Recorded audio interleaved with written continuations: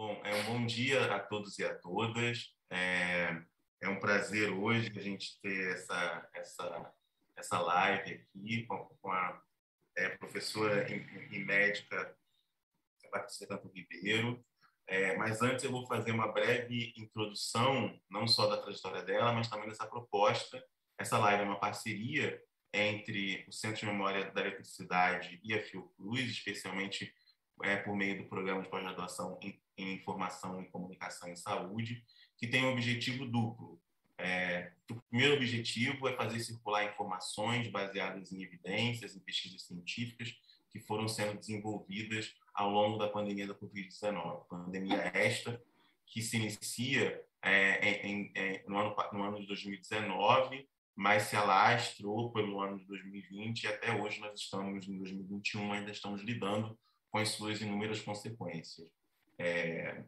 E nós estamos conversando com pesquisadores das mais diferentes áreas, das ciências da saúde e da vida, mas também das ciências humanas e sociais, que estão analisando os impactos dessa pandemia com os mais diferentes acentos, abordagens, metodologias, perspectivas, com esse objetivo de se fazer circular a pesquisa científica em saúde.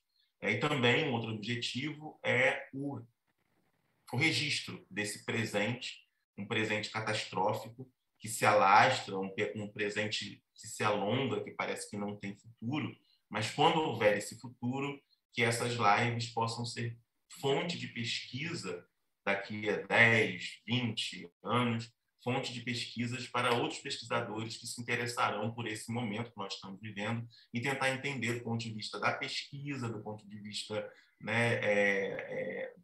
da contribuição histórica e da memória do que nós passamos aqui nesses anos, nesses dias, com esses que também não deixam de ser também depoimentos dos pesquisadores sobre suas pesquisas e suas atividades. Bom, é um prazer, como já disse, poder contar com a Patrícia aqui hoje.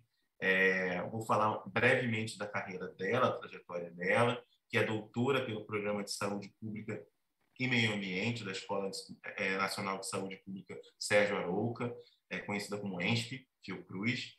Possui mestrado em Epidemiologia em Saúde Pública, também pela ENSP, e é graduada em Medicina pela Universidade Federal do Rio de Janeiro, com residência em Epidemiologia. Ela vem trabalhando atualmente com diversos temas de pesquisa e muitíssimos associados ao campo da tuberculose, estudos associados à questão da tuberculose, de transtornos e doenças associados ao pulmão, e também, mais recentemente, vem tratando, junto com a vice-presidência de Ambiente, Atenção e Promoção da Saúde, da qual ela é assessora em atenção à saúde, ela vem coordenando inúmeros trabalhos e projetos associados nesse contexto da pandemia do Covid-19, de como garantir retorno laboral e também para as atividades de educação e ensino nesse momento tão delicado que nós estamos vivendo. Ano passado foi lançado um guia de retorno que está disponível online, um guia sobre o retorno seguro às atividades de ensino, que é muito importante, e a gente vai conversar tanto sobre a confecção desse guia e sobre as atualizações possíveis que a gente pode ter e novas adaptações nesse contexto que nós estamos vivendo. Patrícia, mais uma vez, muito obrigado por ter citado o convite. Eu queria que você falasse um pouco da sua trajetória como médica, né, que foi trabalhando com o campo da saúde pública. Como é que se deu essa incorporação da saúde pública na sua trajetória, especialmente associado com, desde o seu mestrado, com uma temática tão importante que é dos processos de determinação social da saúde da doença, pensando aí uma das doenças mais tem marcas nesse processo, que é a tuberculose, uma doença muito marcada pela pobreza e pela miséria. Eu queria que você falasse um pouco sobre essa trajetória, como é que você, da medicina, foi se encantando com o campo da saúde pública e tomando ele como objeto de investigação. Muito obrigada aí pelo convite, eu que agradeço. Bom, na verdade, eu resolvi fazer pneumologia porque eu queria muito trabalhar com a tuberculose, né? Com a questão da tuberculose. Então, acho que desde o início da minha carreira eu tinha essa paixão pela saúde pública, uma vez que a tuberculose é basicamente uma doença ligada às condições de saúde, de pobreza, às condições socioeconômicas da população. Como você falou, é uma doença de altíssima incidência no Brasil, em especial aqui no Rio de Janeiro.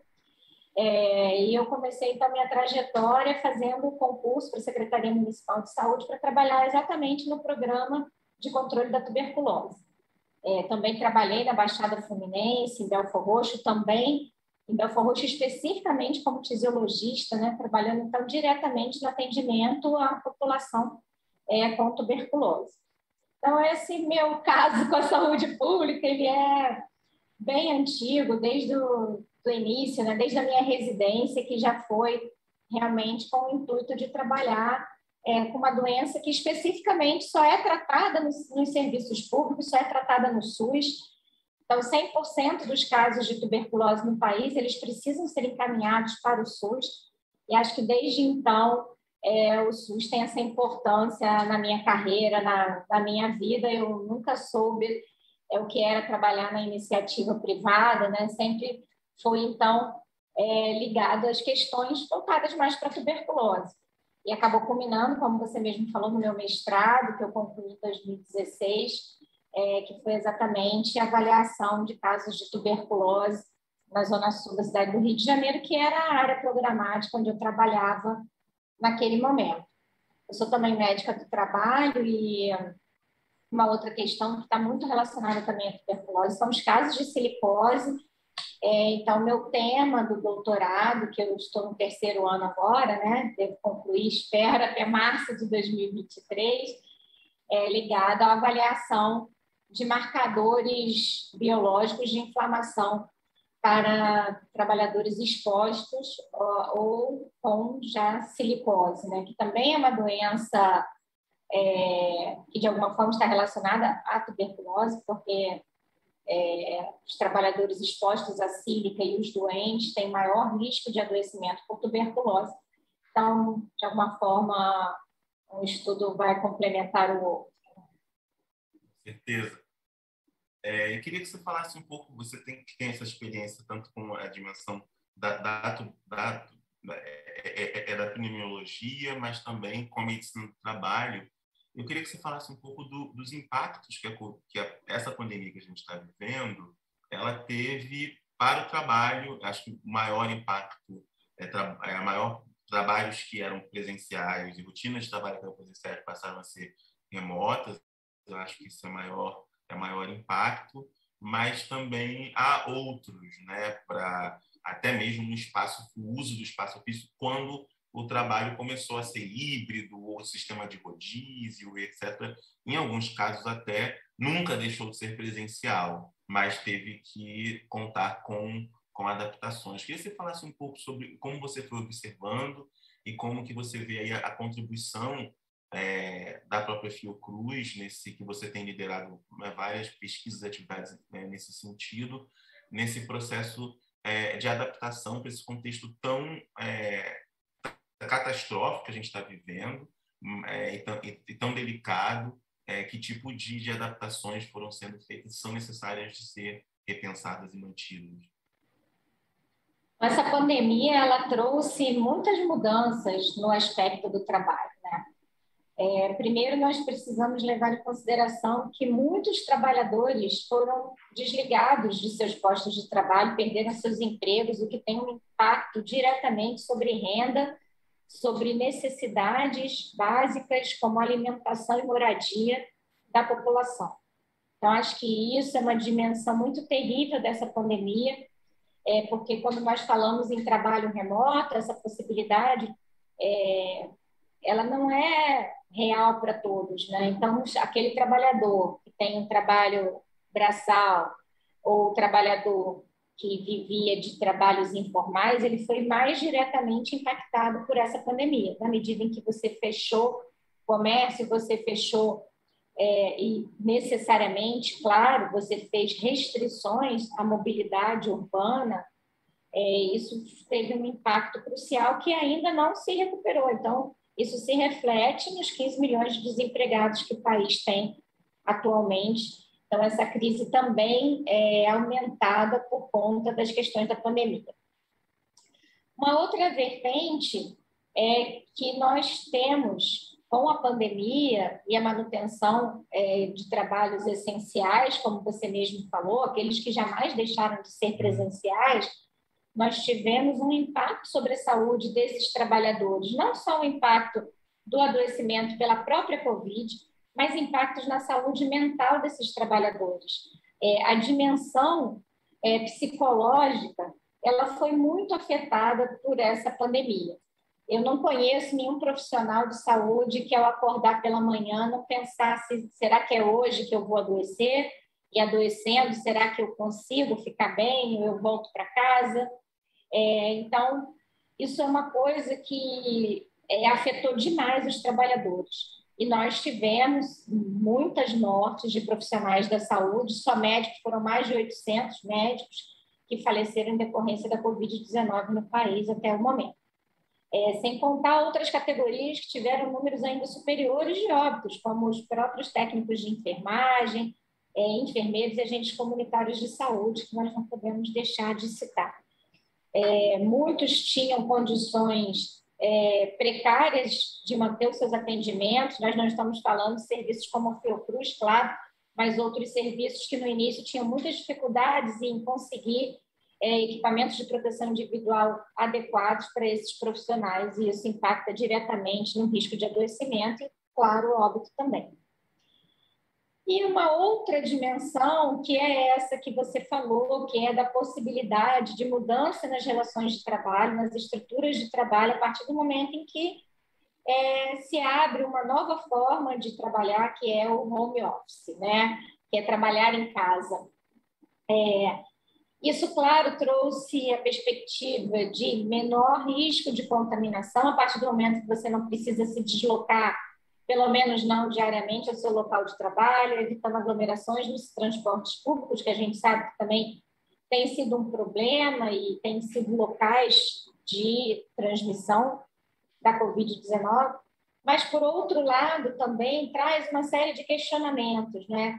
A partir dessa perspectiva, muitos profissionais passaram a trabalhar mais horas do que trabalhavam diariamente, porque não mais tem aquele horário rígido, então, muitas vezes, perdem seus horários de almoço, perdem seus horários de término do trabalho, porque as reuniões elas acabam se prolongando, ou porque muitas vezes já são agendadas para além daquele horário de trabalho. Está em casa, né? Amanhã pode começar mais tarde, mas esse mais tarde não está cheio. E principalmente para mulheres que sofreram muito com essa questão do trabalho. Ficar em casa não reduziu a carga de trabalho de ninguém, mas em especial das mulheres que passaram a ter que dar conta de todo o trabalho doméstico, do cuidar dos filhos que, inclusive, não estavam indo para a escola em horário nenhum. Então, ter que dar conta do auxílio na educação da criança que estava em aulas remotas, prover toda a questão da arrumação da casa, comida e ainda manter os seus empregos. Então, essa foi uma questão que eu acho bem perversa com as mulheres, que ainda piorou durante essa pandemia. E há a perspectiva no campo do trabalho de que muitos postos não retornem mais a serem presenciais, mas passem a ser remotos. A gente tem visto diariamente empresas que optaram por reduzir o número de postos presenciais, ainda que tenham mantido um ou outro à distância, mas dando prioridade, então, ao trabalho remoto. Então, acho que estamos diante de uma mudança nessa área do trabalho nesses tempos de pandemia. Você comentou dessa mudança, né? Porque a sensação que tem é que a gente sempre falava, né? Estamos numa sociedade virtual, marcada pelas tecnologias, mas a pandemia trouxe isso de uma maneira muito mais radical e intensa nas nossas vidas. O uso desses aplicativos de reuniões que muitas empresas e instituições estão tendo que se adaptar com isso, inclusive para o futuro pós-pandemia, né? Porque isso chega para ficar em termos das aulas, reuniões, poder fazer reuniões com o mundo inteiro, com pessoas de outras. Isso a gente usava aplicativos como Skype, muito menos do que a gente tem usado agora esses aplicativos. Eu queria que você falasse, aí pegando esse gancho nas mudanças no trabalho, de mudanças para a educação e especificamente, começando por aí dessa dimensão de, embora, né, já haja uma discussão consolidada sobre ensino à distância, EAD, é muito diferente do que a gente está fazendo com o ensino emergencial remoto, né, completamente distinto, até porque os conteúdos não foram pensados para isso, mas nós, professores, tivemos que nos haver com essas adaptações, essas mudanças etc. E alunos que não têm acesso à internet, etc. Queria que você falasse um pouco sobre essas mudanças, porque o retorno provoca ansiedade, não só nos professores, mas também para os alunos, né? Mas também limitações, aí surtos de Covid numa escola, aí né, um professor que se contamina, um funcionário, né, e aí retorna para casa. Quer dizer, queria que você falasse um pouco dessas adaptações que o espaço escolar tem que ter e quais são os principais cuidados necessários, e às vezes até mesmo de vigilância e de observação para poder manter a própria a escola funcionando. Eu acho que, principalmente no campo da educação, essa pandemia veio trazer a acentuação das disparidades, né, das desigualdades que nós vivemos. Então, logo no ano passado, já em outubro, as escolas particulares já tinham todo um esquema montado de aulas remotas. E alunos com condições de acompanhar essas aulas, porque tinham computadores, tinham aparelhos smartphones de última geração. E, por outro lado, nos defrontamos com a realidade da grande maioria de nossas crianças que não têm acesso aos mesmos meios de mídia, porque ou não tem telefone, ou tem telefones com baixa capacidade de rede, com pacotes pequenos e limitados, o que com certeza inviabilizava o acompanhamento das aulas. Nós sabemos que o sinal de internet ele não é o mesmo em todos os lugares e há uma série de dificuldades de acesso à internet no Brasil afora. Então, acho que o principal que fica da educação é exatamente isso, né? As desigualdades que se acirraram nesses praticamente já 2 anos, como você disse, porque as aulas foram suspensas em março do ano passado, nós já estamos agora praticamente em outubro de 2021, e agora nós ainda trabalhamos com sistemas híbridos em muitos locais, né? Parte presencial, parte à distância. Muitos pais ainda têm medo de mandar seus filhos para a escola, e isso é uma grande preocupação. Nos nossos documentos de discute o retorno às aulas presenciais, nós sempre temos colocado isso, né? O retorno às aulas presenciais ele é uma necessidade das crianças e dos adolescentes, mas em muitos momentos não havia realmente condição para esse retorno. Nós não tínhamos vacinados logo no início, nosso primeiro documento é de setembro de 2020, não tínhamos perspectiva de vacinação no Brasil, tínhamos um quadro de uma segunda onda com números ascendentes, então a condição epidemiológica não era favorável, então você não tem como pensar realmente em retorno às aulas naquelas condições em que estávamos. A situação mudou agora, nós já temos no país um número razoável de vacinados, nós estamos com 40% da população com a vacinação completa já. Muitas cidades, adolescentes acima de 12 anos já estão vacinados, como no Rio de Janeiro, acima de 12 anos nós temos 98% da população com pelo menos a primeira dose, o que, claro, nos dá mais segurança, mais tranquilidade. Porém, nós temos que pensar que em todo local em que você reúne pessoas, há ainda o risco de contaminação. Então, é por isso que tantas escolas elas estão em processos de adaptação ainda, O ideal seria que todas tivessem 100% de condições de retorno nesse momento, mas adaptações elas são necessárias, né? Você citou o exemplo da Escola Politécnica aqui da Fiocruz, que fez uma série de adaptações, estudos de troca de ar dentro das salas de aula para que o ambiente fosse o mais ventilado possível, que reduz muito o risco de transmissão. Mas eu gostaria de chamar a atenção para um fator que é fundamental, que é a questão da vigilância nas escolas, e que isso ainda é um pouco falho no sentido de que a gente faz uma vigilância já do caso em si. Então, quando a família relata que aquele aluno ou que o professor ou o educador informa, olha, estou com sintoma, então eu não vou trabalhar. E a gente perde aí, às vezes, a oportunidade de termos identificado contatos anteriores. Então, nossa vigilância ela precisa ser aprimorada.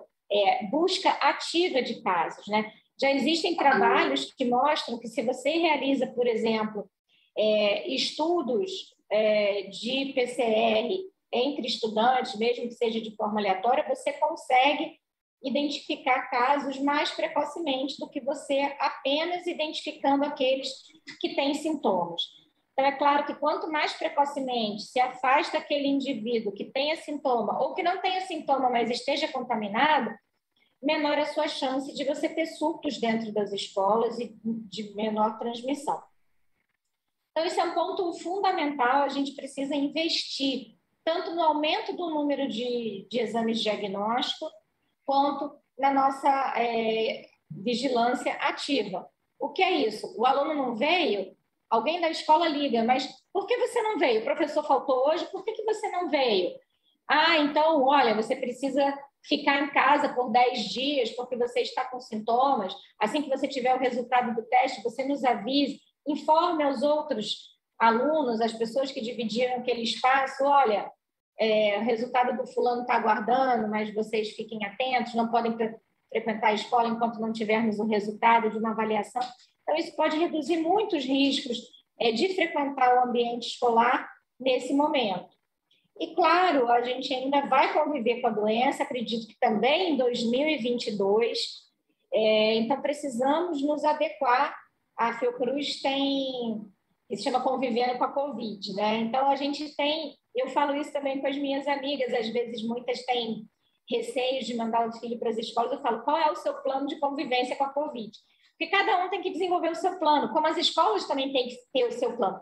Da mesma forma que a Fiocruz tem o seu plano de convivência com a Covid, nós precisamos disso também para as escolas e para a nossa vida agora, porque a nossa realidade é essa. Exatamente. Acho que a gente passou de um momento de contingenciamento que era necessário, fundamental, embora, né, com problemas, alguns carregados, atropelos, mas era fundamental, e agora de convivência, como estabelecer, você falou, né, perfeitamente bem, como poder ter um plano, é preciso tanto individualmente, coletivamente, institucionalmente, e uma das formas de conviver com a Covid da melhor maneira possível é a vacinação, né? Enfim, além do uso de máscaras em espaços públicos e fechados, né? O uso de medidas não farmacológicas, lavar a mão, álcool gel, tudo isso que a gente foi acumulando conhecimento ao longo do ano passado, isso é muito importante, a vacinação. Queria que você falasse um pouco da importância da retomada da vacinação dos adolescentes, especialmente pensando para a escola, né, para o retorno à escola e para maior segurança nas escolas. Teve muito processo aí de dúvidas e questionamentos, né, de vai poder fazer, não vai, casos que são associados com adolescente, a gente vê muito tipo de caso em relação. Eu queria que você falasse um pouco dessa importância agora o Ministério da Saúde reconheceu com base nos estudos feitos pela Anvisa de que a vacina da Pfizer é segura para os adolescentes e que é importante certamente para dar, né, para o retorno à escola, que produz muita ansiedade, né? A escola não é só um espaço exclusivo de conhecimento, mas também de sociabilidade, reencontrar os amigos, reencontrar os professores, reencontrar aquele espaço, né, que tem tantas memórias, afetos, etc. Isso também faz parte do processo de aprendizagem, certamente. Sim, é fundamental. Isso era uma das coisas que a gente mais questionava, né, na falta da aula presencial. A criança, o adolescente, ele precisa socializar e, com isso, também moldar a sua personalidade, o seu conhecimento sobre o mundo, sua forma de agir, né?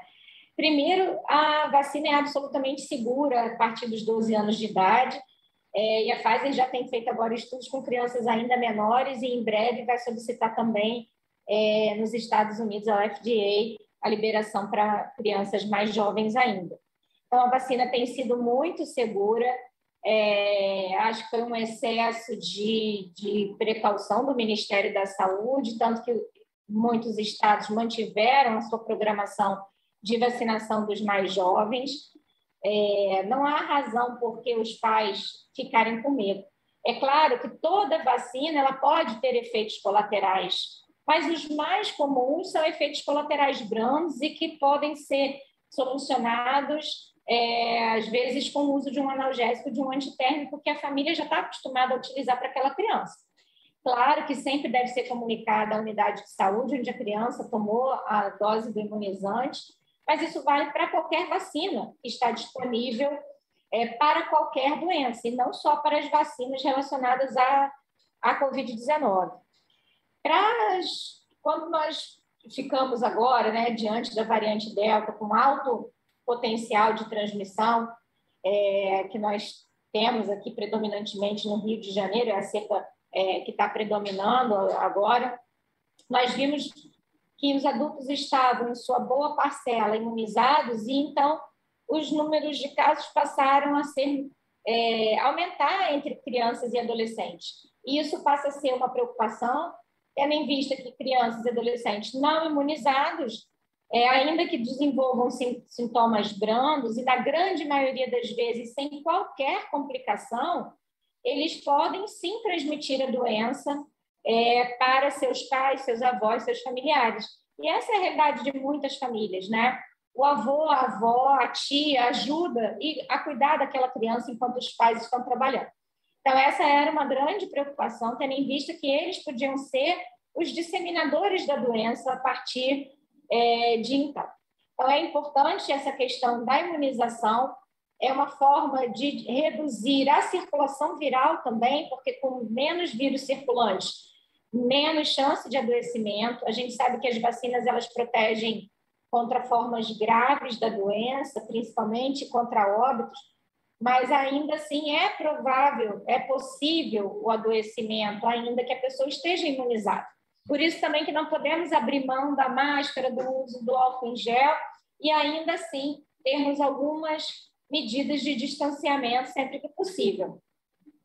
Então, você reduzir a circulação viral, ela é fundamental para a proteção mesmo dos mais velhos que já estão totalmente imunizados. Então, essa vacinação para os mais jovens é fundamental nessa perspectiva de redução da circulação viral. E, claro, protegê-los também, porque ainda que raros, existem casos graves também entre esse grupo. Exato. Uma questão que você falou é que nós temos hoje um número razoável de pessoas com vacinação completa, em torno de 40%, segundo os últimos dados, mas muitos epidemiologistas têm dito que o ideal seria acima de 80%, para a gente poder ter um número de casos muito reduzido, uma sensação de segurança maior. Portugal agora aboliu o uso de máscara em vários espaços, mas já tem 85%, mais de 85% de pessoas com a vacinação completa. Você consegue prever mais ou menos, neste ritmo da vacinação, é possível prever, se esse ritmo se mantiver, a gente chega a esse patamar no ano que vem, no meio do ano que vem, início, não sei, você consegue prever isso? É possível prever isso? Ou tem tantas variantes que é difícil prever? Bom, nós levamos 8 meses, né, praticamente, começamos a vacinação em fevereiro para atingir os 40% de imunizados completamente. Se a gente fosse seguir mais ou menos essa lógica, levaríamos aproximadamente mais meio ano a 8 meses para conseguirmos os 80% de vacinados. É claro que, ao longo do caminho, alguns fatores podem dificultar, como, por exemplo, o fornecimento dos imunizantes, né? Em alguns momentos, nós vimos que tivemos estados, capitais mesmo, que chegaram a ficar por alguns dias ou semanas, ou até uma semana, sem a entrega do imunizante. Por isso, teve que suspender aquele imunizante, aguardar o retorno.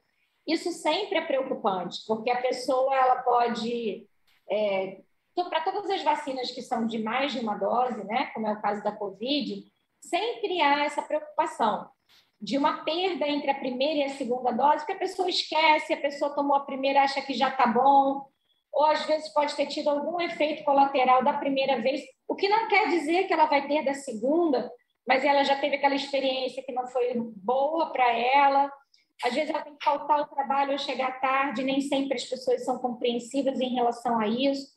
Então, uma série de fatores que já reduzem as taxas de imunização para vacinas de 2 doses. Nós estamos agora falando de uma vacinação de terceira dose, que tem sido indicada e necessária, principalmente para aqueles grupos de idosos que já tomaram a vacina há mais de 3 meses e imunocomprometidos. E agora também o Ministério liberou para todos os profissionais da saúde que haviam sido imunizados há mais de 6 meses. Então, é necessário, nós começamos a ver um adoecimento de novo nesses grupos que tinham mais de 6 meses de vacinação, com a queda na titulação de anticorpos e refletindo em números de adoecimentos que voltaram a aumentar. Então, isso é fundamental. É claro que a necessidade de uma terceira dose vai impactar no total de doses aplicadas de imunização completa no final, com pelo menos 2 doses. Mas eu acredito que não menos de 6 meses aí ainda é um tempo longo. E talvez, quem sabe, provavelmente, nós estamos falando de uma doença que deve precisar, talvez, de campanhas anuais de vacinação.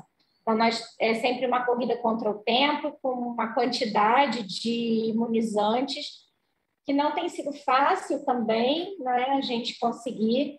E lembrando que isso também é uma questão de desigualdade no mundo, né? Nós temos os países africanos com percentual de cobertura vacinal muito, muito baixo, enquanto alguns países já vacinaram toda a sua população, já estão oferecendo terceira dose, Israel já fala, às vezes, numa 4ª dose. Então, a disparidade também, as desigualdades, elas se refletem também na questão da obtenção de vacinação para a humanidade.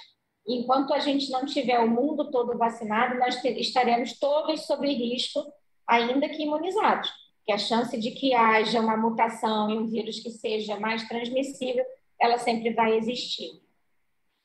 Exatamente. Então, tem uma questão importante da saúde global, né, de pensar essas questões das desigualdades e de como garantir uma proteção globalmente, não só individualmente. A gente tem, né, o caso dos Estados Unidos com uma quantidade de imunizantes muito, muito grande, né, com Israel pensando na 4ª dose, e países que ainda não conseguiram nem 1%. Né?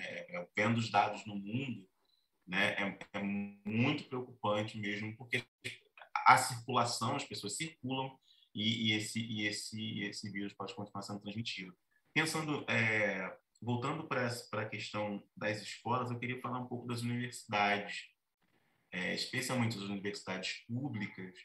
Elas ainda não retomaram totalmente, eu diria que muito pontualmente, talvez, em casos laboratoriais, né, disciplinas laboratoriais, seja na graduação, na pós-graduação, que tem retomado muito pontualmente, mas isso não, de maneira total, ainda não retornou. Isso é uma preocupação por vários motivos, né? Primeiro, por conta da própria universidade, como sendo esse espaço por excelência da diversidade, da inclusão, e também, né, muito maior do que uma escola, sem dúvida. Né? Então, você tem uma quantidade, um quantitativo muito maior de pessoas transitando e tendo aulas simultaneamente do que uma escola, do que qualquer escola, em geral. Mas, ao mesmo tempo, a universidade ela é pulsante na medida em que ela está aberta e de que ela está, né, funcionando. Embora ela esteja esteja pelas telas, com as aulas, orientações, reuniões de pesquisa pelas telas, mas também aqueles espaços estão vazios ou muito pouco ocupados. Por outro lado, as universidades privadas, uma parte significativa já retomou as aulas desde o ano passado, esse ano muitas já retomaram. Queria que você falasse, quer dizer, então, para as universidades, essa dimensão da vigilância, né, ela assume uma universidade como a UFRJ ou como a USP, que são a Unicamp, a UF, no Rio, que são enormes. Essa dimensão da vigilância, ela assume um papel central, né, para esse retorno, diria eu. Queria que você falasse um pouco sobre isso, como você imagina o retorno, e se você quiser dar o exemplo da Fiocruz, também, embora não seja uma universidade, conta com diversos cursos, né, de pós-graduação que estão atuando na sua maioria, né, esmagadora, de modo remoto ainda, com exceção, como eu já disse, de atividades laboratoriais. As universidades públicas, elas demoraram um tempo para conseguir se organizar, então muitas estão, inclusive, com os seus períodos, tentando ainda ajuste de períodos, né? Então, com defasagem, tentando agora organizar seu cronograma, porque o ano passado foi um ano praticamente sem ensino, nós perdemos muito tempo e isso impactou, inclusive, na realização do Enem. O Enem esse ano, o resultado já saiu em abril, que deveria ser já praticamente a metade do primeiro semestre do ano de 2021. E nós ainda tínhamos o atraso dos semestres referentes a 2020. Creio que a partir de 2022, 100% já tenha retornado com suas atividades presenciais, mas não creio ainda que para 2021. A questão que você falou, realmente as universidades, elas trabalham com um número de alunos muito maior do que qualquer turma. Como é que a gente vai dizer para uma universidade, olha, metade dos alunos, só que a metade de 80 alunos numa sala ainda são 40, não é? Então, nós sabemos que muitas universidades, eu mesma fiz o FRJ, as aulas eram em anfiteatros, não eram em salas de aula. Quando a gente tinha reunião em sala de aula, tinha que dividir a turma em 4 e ainda assim eram turmas grandes. Minha turma era uma turma de 80 alunos. E por aí vai. Por semestre entram 70, 80 alunos numa universidade. Então, é muito diferente do que a gente falar exatamente de escolas. O que teve de positivo, muitas das escolas, a UFRJ, entre elas, a UERJ, que é o exemplo aqui da Fiocruz, né, forneceu aos seus alunos tablets com chips de acesso para que eles pudessem ter acesso em casa às aulas virtuais. Então, eu acho que isso foi fundamental para tentar reduzir os problemas, reduzir essas disparidades que nós temos visto no ensino fundamental e médio até o momento. Porque a questão de você fornecer o equipamento de mídia aos alunos que necessitam, isso faz e tem feito toda a diferença para que eles minimamente não sejam tão impactados quanto nós tivemos realmente no ensino básico, né? Que tem sido um grande problema. E ainda maior, porque quanto mais velho, maior a capacidade que o aluno tem de tentar se adaptar. Agora, crianças, né, por exemplo, em fase de alfabetização, não tem como você ensinar a criança a segurar o lápis remotamente. Então, precisa que tenha ali um adulto, né, o pai, a mãe, alguém que fique ali também naquele momento da aula para ajudar o aluno.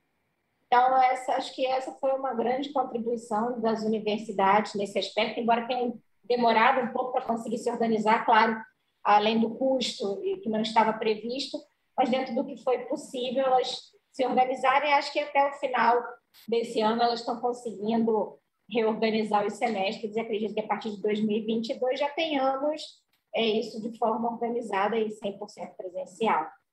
Se tudo correr bem como prevemos e como indicam os indicadores epidemiológicos até o momento. É verdade. Então, E também agora com essa vacinação cada vez mais ampliada entre jovens, né, esses professores já estão vacinados, né, porque entraram, né, como critério de importância para ser vacinado antes, e os jovens agora se vacinando, acho que nós podemos, né, vislumbrar o ensino presencial para o ano que vem. Queria que, Patrícia, para encerrar nossa conversa, hoje, queria que você falasse um pouco assim, das recomendações, especialmente, acho que uma preocupação, você sinalizou muito bem, especialmente para as mulheres mães, os pais de maneira geral, e para as crianças, sobretudo, foi muito difícil esse período sem a aula, né? E num caso, em realidades sociais muito diferentes, quem poderia acompanhar o filho acompanhou, mesmo assim não é a mesma coisa, porque as pessoas tinham que trabalhar, enquanto, né? Então você vê um atraso na alfabetização, na aprendizagem, isso geral, e isso se acentua em camadas mais pobres da nossa sociedade, sem dúvida. Mas eu queria que você pudesse falar assim, em termos de recomendações, especialmente para os pais que estão, às vezes, com medo, com receio do retorno presencial, ou aqueles que retornaram, quer dizer, reforçar um pouco quais são os cuidados que se deve ter nessa escola e como observar ou contribuir, né? Às vezes não só observar, mas contribuir para que a escola possa estar proporcionando um ambiente seguro. Segurança não é só para os alunos, mas também é para a família dos alunos, né? Que se envolvem com essas crianças, não é só aí, e para toda a comunidade escolar, né? Os professores, os pais, enfim. Queria que você falasse um pouquinho sobre isso e finalizando a nossa conversa. Eu acho que essa sua pergunta é ótima, amiga. Eu acho que nesse momento, o que pode tornar não só as escolas, mas qualquer ambiente mais seguro é um pouco de bom senso. Se você tem alguém em casa que está espirrando, que teve febre, que não está bem, que está com dor de garganta, seu primeiro pensamento é: essa pessoa pode estar com Covid. Então, você é um caso de contato. Ou principalmente se você tem algum sintoma que normalmente a gente pensaria, é só um resfriado, eu posso ir trabalhar, não vou faltar ao trabalho por isso. Nesse momento, temos que imaginar que qualquer sintoma viral, mesmo uma diarreia, um mal-estar, pode estar relacionado à Covid-19. Então, não leve seu filho para a escola se ele tiver qualquer sintoma de doença, mesmo que seja o narizinho escorrendo. Informe a professora por que ele não foi. Isso é uma forma de respeito aos colegas, de proteção sua e da sua família e das outras famílias também. Porque da mesma forma que se cada um tiver esse cuidado, nós vamos certamente reduzir muito o risco de transmissão de doenças. Então, faça o teste, sim, várias vezes. Mas eu já fiz 3 testes, não era nada. Sim, mas é importante fazer o teste para Covid. Você precisa ter certeza que você não tem Covid. Criança com sintoma não frequenta a escola. Isso é a garantia da sua segurança, da segurança de todos que frequentam o ambiente escolar, trabalhadores, professores, enfim. Então, acho que isso é o mais importante, acho que é o que a gente tem tentado passar nos nossos documentos agora, pelo menos nesse último documento do nosso GT, de retorno às aulas presenciais, porque o retorno às aulas ela é necessário, né? Esse retorno ele precisa ser o mais seguro possível. Não existe risco zero estando o mundo diante de uma pandemia. Vacinas ajudam, vacinas protegem, mas as vacinas não impedem a contaminação. Então, é importante cada um fazer a sua parte. Com sintomas, não saia de casa, procure um teste, procure um atendimento de saúde. Isso é o mais importante. Isso vai garantir a sua segurança e a segurança de outras famílias e do ambiente escolar. Quanto mais nós nos preocuparmos com isso, mais testes fizermos, menor é a chance do vírus circular e, com isso, nós reduzimos, sim, tanto casos quanto internações e óbitos. Então, agora, nesse momento, primeiro, vacine todo mundo da sua casa que já tenha chegado à idade de vacinação. Não esqueça a segunda dose nem a dose de reforço quando chegar a sua vez. Não espalhe notícias falsas, né? Coisas inverossímeis. Não invente histórias sobre vacinas. Se você ouviu que a vacina A, B ou Z causa algum problema, procure sites seguros para informações, como o site da Fiocruz. A Fiocruz tem todas as informações sobre as vacinas, sobre a segurança do uso das vacinas. Então, isso é muito importante. E se ainda assim você tem dúvidas quanto à segurança, quanto ao ambiente escolar, se engaje nessa luta também. Ligue para a sua escola, né, para a escola que você manda seu filho, veja se eles têm um plano seguro de retorno às aulas. Qual é esse plano? Como é que eles informam se tem algum sintomático naquela turma? Então, isso é muito importante. Cada escola, como eu falei antes, tem que ter também o seu plano de convivência com a Covid. Os municípios todos têm já os seus protocolos. O município do Rio tem um protocolo que as escolas seguem, mas esse é um protocolo geral. É importante que a escola converse com a sua comunidade, dentro da sua realidade, para que ela possa falar a língua da sua comunidade, a língua dos seus alunos, uma linguagem que seja acessível para todos. Então, converse com os pais, eu falo isso para os educadores, e pais conversem com as suas escolas, né? Hoje em dia a gente sabe que a grande maioria das escolas, mesmo as públicas, tem grupos de WhatsApp com quem os pais conseguem conversar com os educadores. Então, isso é uma ferramenta muito boa para aproximar essas famílias das escolas. Então, se engaje nessa luta também. Faça a sua parte, procure a sua escola, que não precisa ser presencialmente, pode ser através de uma mensagem, e dê a sua contribuição. E faça a sua parte. Se tem alguém doente em casa, não saia de casa, não vá para o trabalho, e também não mande a criança para a escola. Isso é fundamental nesse momento. Patrícia, queria agradecer muito pela live de hoje, pela conversa muito esclarecedora. Convidar também as pessoas que estão nos assistindo para lerem os documentos que são publicados, né, por esse GT que a Patrícia está coordenando. Estão todos no site da Fiocruz. No site da Fiocruz, né, com uma fonte segura de informação. E são trabalhos, documentos não muito extensos, o que facilita uma leitura para quem, né, não é da área, mas tem informações muito precisas, tem recomendação de outras leituras, inúmeros links, né? Então, para quem quiser, ainda oferece a possibilidade para aqueles que quiserem se aprofundar mais, como a Patrícia disse muito bem aqui, se engajar nessa causa, nessa discussão, inúmeros links, fontes dos dados onde são selecionados, que basta aí clicar e poder ler, se aprofundar mais para quem desejar. Tem uma referência bibliográfica, enfim, baseada com todos os links para quem quiser se engajar e ler mais. Eu acho que é muito importante. Mas para quem não puder, não tiver tempo, o texto já ajuda muito com as recomendações. Então, eu gostaria, no seu nome também, em seu nome, agradecer a você e a toda a equipe por esse trabalho que o GT está fazendo. Acho que é muito importante dar um pouco de informação segura, né, nesse oceano que a gente está, esse oceano revolto, esse mar revolto que a gente está, de tanta desinformação, fake news, etc. Acho que iniciativas como essa da Fiocruz dão um pouco de âncora e segurança nesse momento, tanta turbulência, de ansiedade. Às vezes não é só fake news pela desinformação e pela maldade, mas é pela falta de informação profunda, pela ansiedade que as pessoas estão tendo também de não compreender o que está acontecendo, e as dúvidas e medos, né? Então, é muito bom ter esse tipo de chancela e dar alguma segurança no contexto de tanta insegurança. Então, muito obrigado, Patrícia, por ter falado conosco hoje. Quem tiver mais dúvidas, pode consultar o Fale Conosco da Fiocruz.